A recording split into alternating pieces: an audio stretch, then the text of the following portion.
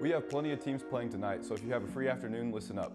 Varsity softball is playing at Burnett Park, girls varsity tennis is playing at Park Tudor High School, unified track and field is playing at Franklin Central, and boys varsity lacrosse is playing at home against Westfield. Show out to support your Millers.